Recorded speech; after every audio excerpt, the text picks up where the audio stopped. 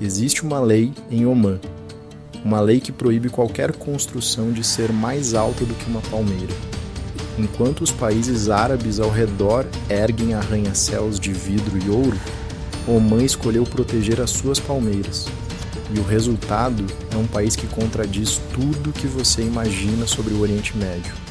Água turquesa brotando no coração do deserto árabe, floresta verde no verão árabe, fiordes de pedra no meio do Golfo Pérsico. Neste episódio, você vai conhecer o único país árabe que o petróleo não conseguiu mudar. Omã tem mais de 1000 wadis. A palavra árabe não tem tradução perfeita.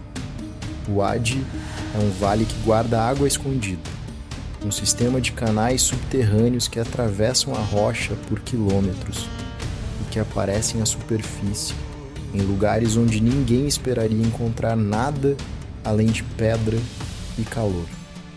No meio de um deserto de 40 graus, você dobra uma curva na montanha e está diante de uma água turquesa que parece inventada, palmeiras crescendo direto da rocha avermelhada. O Wadi Shab é o mais extraordinário de todos. 60 metros de cânion vermelho e laranja com água de uma cor que parece editada. Mas o segredo verdadeiro de Shab só existe para quem vai até o fim. Atrás de uma pedra que parece um beco sem saída, existe uma cachoeira, completamente escondida do resto do mundo, descoberta apenas por quem nada pelo cânion inteiro e passa por dentro de uma abertura na rocha. No Oriente Médio, em pleno deserto árabe, existe uma cachoeira que você só encontra nadando, e o Wadi Nakr entrega o resto. O Grand Canyon de Omã tem 1000 metros de profundidade. 1000 metros. Visto de uma plataforma de pedra suspensa no abismo. É uma das experiências mais fisicamente desconcertantes que a natureza árabe pode oferecer.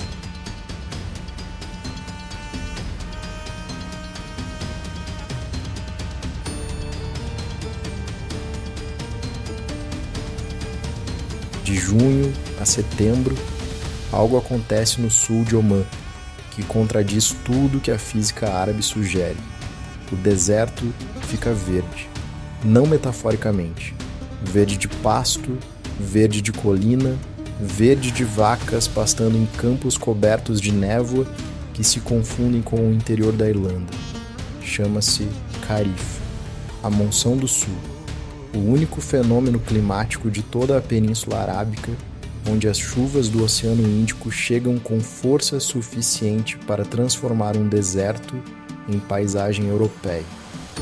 Os omanianos do norte planejam as férias para Salalah como ritual. Viajam centenas de quilômetros para ver o deserto florescendo. O Wadi Darbat, que nos outros meses é uma garganta seca de rocha, vira uma cascata que despeja toneladas de água por hora. E nessas mesmas montanhas cresce uma árvore que parece morta o ano inteiro. Pequena, torta, com galhos que parecem abandonados. Mas no verão, quando a chuva chega, essa árvore libera uma lágrima de resina branca que por 3000 anos foi a substância mais valiosa do mundo antigo, o olíbano. O frankincense, o incenso que queimou nos templos de Roma, de Atenas, do Egito, que os magos levaram a Belém, segundo os evangelhos, vinha daqui, desta árvore, desta montanha, deste país que a maioria do mundo ainda não sabe que existe com esta profundidade.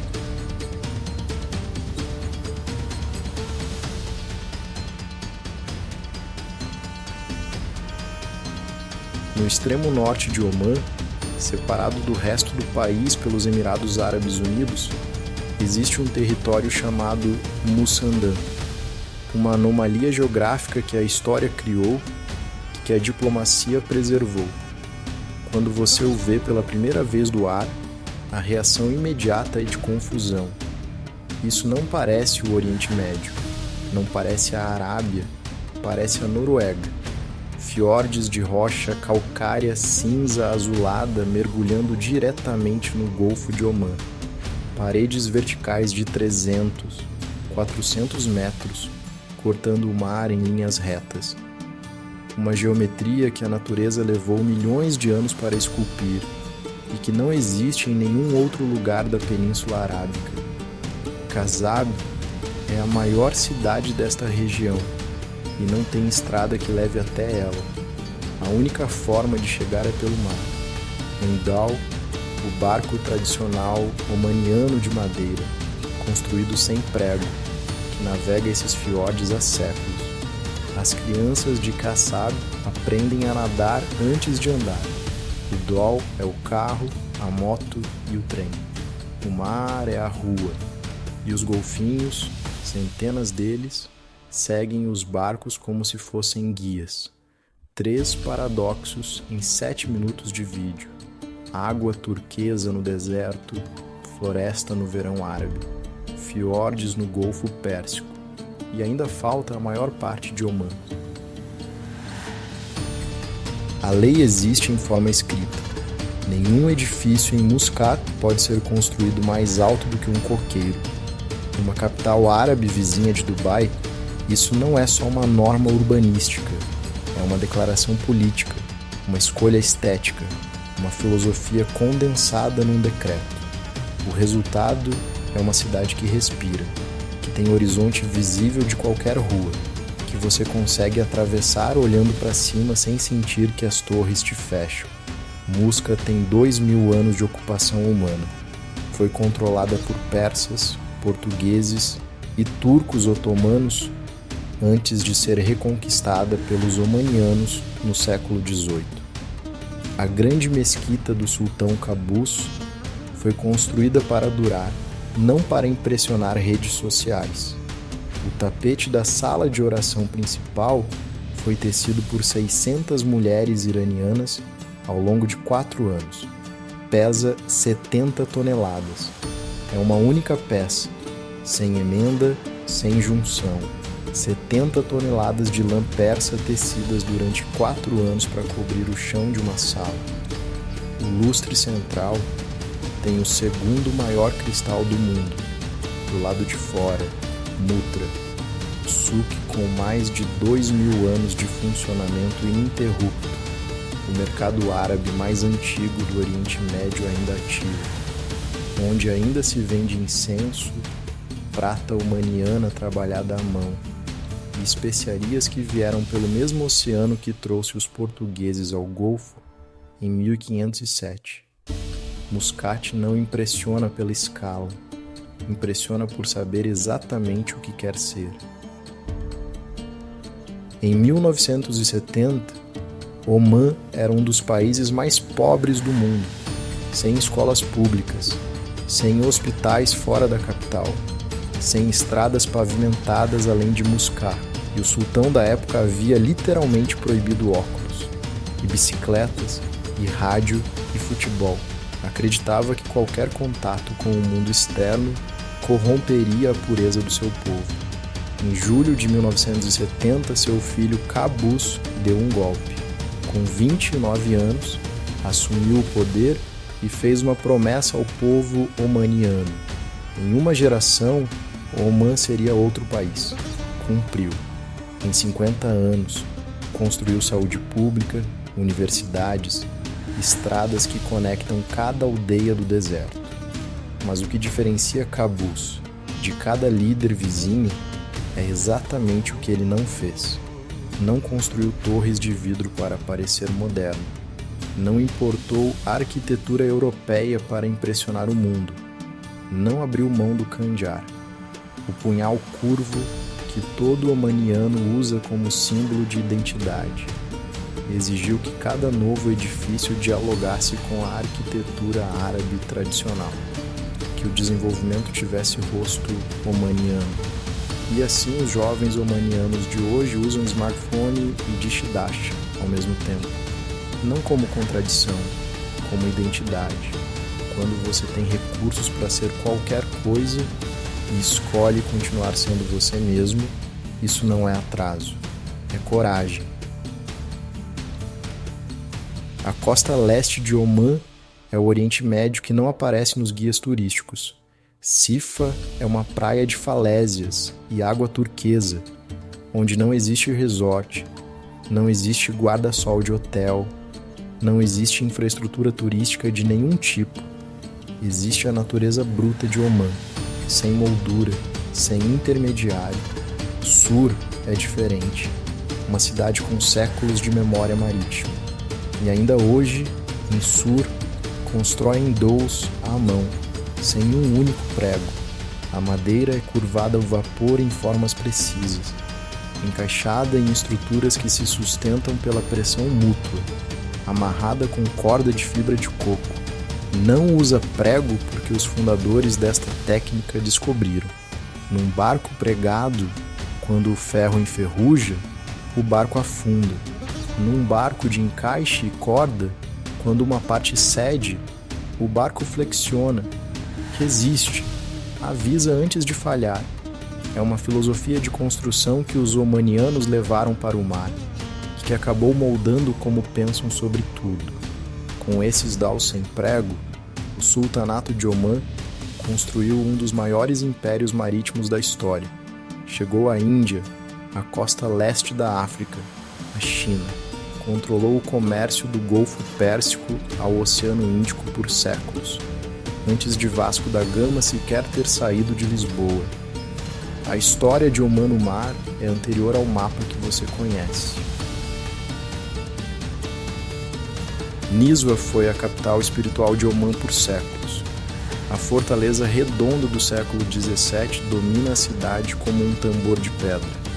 A maior torre circular da Península Arábica, construída não para impressionar, mas para defender o conhecimento que estava dentro dela. Às sextas-feiras de manhã, o mercado de gado acontece como há 500 anos.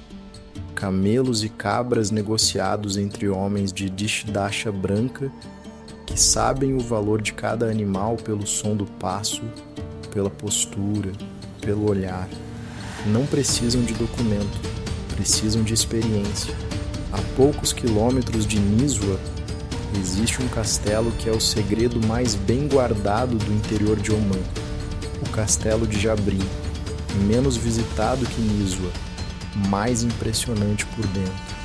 O teto de cada câmara foi pintado no século XVII com afrescos árabes que não existem em nenhum outro lugar do mundo.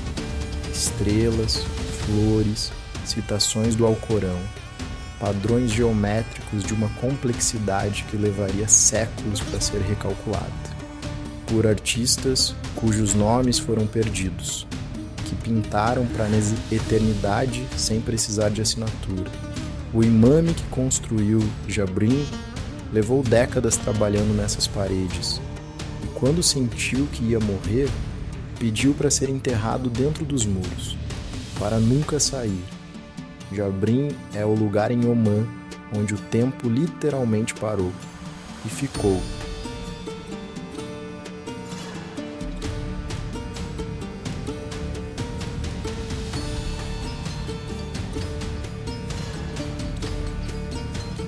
As dunas de Wahiba Sands têm 200 metros de altura. Para ter referência, isso é 2/3 da altura do Cristo Redentor e se movem 30 metros por ano, empurradas pelo vento do Oceano Índico. O Wahiba cobre 12.000 quilômetros quadrados, uma área maior que o estado do Rio Grande do Norte, coberta de areia que muda de cor ao longo do dia. No centro deste oceano de areia, comunidades beduínas vivem há séculos, não por falta de opção, por escolha. E tem uma lei mais antiga que qualquer constituição, o Caram. A obrigação moral, espiritual e cultural de hospedar qualquer pessoa que apareça na sua porta, por 3 dias, com refeição, com proteção, com café, sem perguntar quem é, de onde vem ou o que fez. O café de cardamomo é servido numa xícara tão pequena que cabe nos 2 dedos.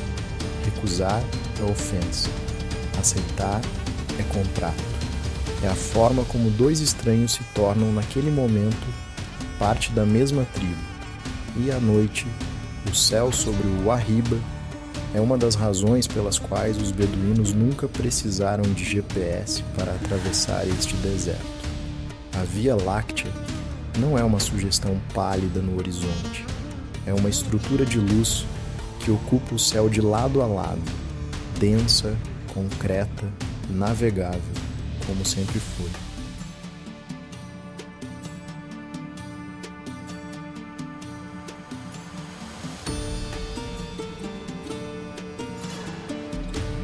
Por 3.000 anos, se você queimasse incenso num templo grego, romano ou egípcio, a resina que produzia aquela fumaça branca sagrada vinha de um único lugar no mundo, das montanhas de Dhofar, no sul de Omã. O olíbano custou mais que ouro em períodos da antiguidade. Rotas comerciais inteiras foram desenhadas para transportá-lo. A cidade de Sumhuram, hoje em ruínas na costa de Salalah, foi construída com um único propósito: ser o porto de exportação do incenso. Uma cidade inteira erguida para colocar uma resina de árvore em barcos e mandá-la para os templos do mundo. Hoje, a árvore boswellia ainda cresce nas mesmas montanhas de Dhofar, e a resina que escorre do tronco cortado é a mesma que queimou em Roma 2.000 anos atrás. O que mudou é a estrada que passa por baixo. A Highway de Omã corta o país do norte ao sul, passando por canyons, desertos e montanhas de 3.000 metros. É uma das estradas mais belas do mundo árabe. E é um paradoxo por si só. Um país que proibiu arranha-céus, mas construiu uma infraestrutura que conecta cada aldeia do deserto, porque Omã nunca confundiu modernidade com aparência de modernidade. O progresso aqui tem uma medida diferente. Não é a altura do arranha-céu, é a profundidade da raiz.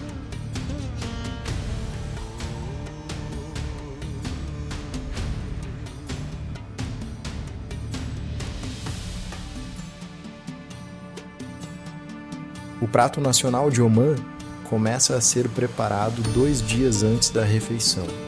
O chua, a carne, cordeiro ou cabra, é temperada com uma mistura de especiarias que cada família guarda como segredo de geração em geração, envolvida em folhas de bananeira ou palmeira, tecida num forno subterrâneo de pedra aquecida, coberta de terra e esquecida por 48 horas.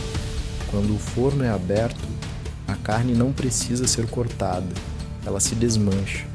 O chua não é um prato, é uma declaração de intenção. Diz: eu comecei a me preparar para receber você 2 dias antes de você chegar. Diz: você importa o suficiente para que eu tivesse esperado. Em Omã, a comida inteira funciona assim. A halwa, o doce de açafrão e água de rosas servido em bandeja de cobre, leva horas de preparação. O café de cardamomo em xícara minúscula tem um ritual de preparo que não pode ser apressado. Cada detalhe é carregado de significado, porque numa cultura onde a hospitalidade é a obrigação moral, a refeição é o sacramento. É a forma mais concreta que um omaniano encontrou para dizer: enquanto estiver aqui, esta casa é sua. 48 horas, porque você vale 48 horas.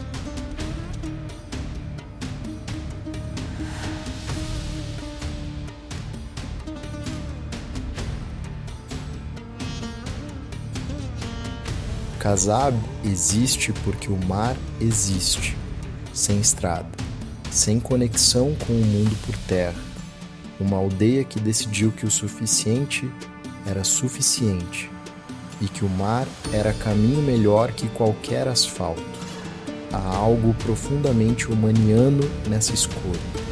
O país inteiro parece ter tomado uma decisão parecida em algum ponto da história.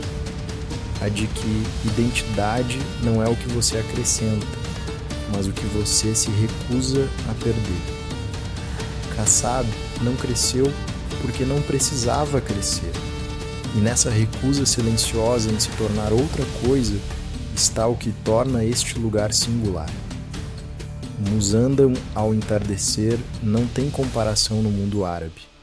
As paredes de calcário capturam a luz do sol de um jeito que faz a rocha parecer viva.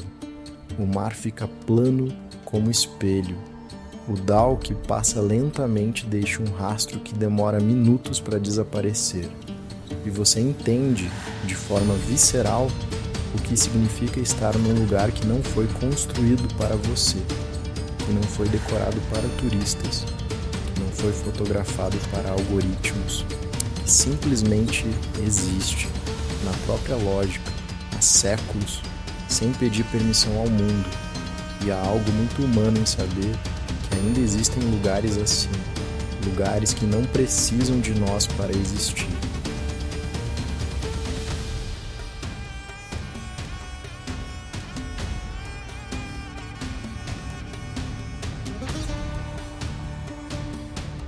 Existe uma pergunta que Oman coloca para o mundo sem nunca formulá-la em palavras. Quando você tem recursos para ser qualquer coisa, quem você escolhe ser? Os países vizinhos responderam com torres de cristal, com ilhas artificiais em formato de palmeira, construídas no mar para parecerem palmeiras vistas de satélite. Oman respondeu com uma lei que protege as palmeiras reais. Respondeu com wadis, que ninguém iluminou, com neon. Com um mercado de 2000 anos que ainda vende incenso nas mesmas prateleiras. Com dunas de 200 metros que ninguém cobriu de resort de luxo. Com uma hospitalidade que não tem preço porque nunca foi colocada à venda. Com uma lei, uma palmeira, um país inteiro construído em volta dessa escolha. Oman não é perfeito, nenhum país é, mas é um lugar que escolheu permanecer, que decidiu que desenvolvimento não precisa significar destruição de identidade, que algumas coisas têm mais valor intactas do que exploradas, que crescer sem virar outra coisa é talvez a forma mais difícil e mais honesta de crescer. E essa escolha, silenciosa, consistente, quase tímida, é uma das coisas mais raras que um país pode ter no mundo de hoje.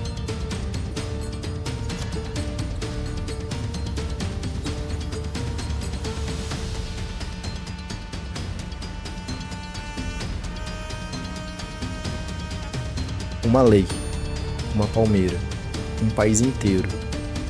Quando este vídeo começou, a pergunta era simples: o que existe num país árabe que proibiu construir mais alto que uma palmeira? Agora você sabe a resposta. Existe água turquesa brotando no deserto. Existe floresta no verão árabe. Existem fiordes no Golfo Pérsico. Existem fortalezas com tetos pintados por artistas sem nome. Existem beduínos que navegam pelo deserto pelas estrelas. Existe uma hospitalidade de 5.000 anos que o petróleo não comprou, nem vai comprar. E existe uma palmeira, protegida por lei, por escolha, por orgulho. Este canal existe para levar você a lugares assim, lugares que não chegam aos algoritmos, que não estão nas listas de mais visitados, que exigem parar, respirar e deixar a história entrar. Se chegou até aqui, você já sabe do que se trata. Se inscreve, ativa o sininho e vem com a gente. A próxima aventura já está sendo preparada. Até lá!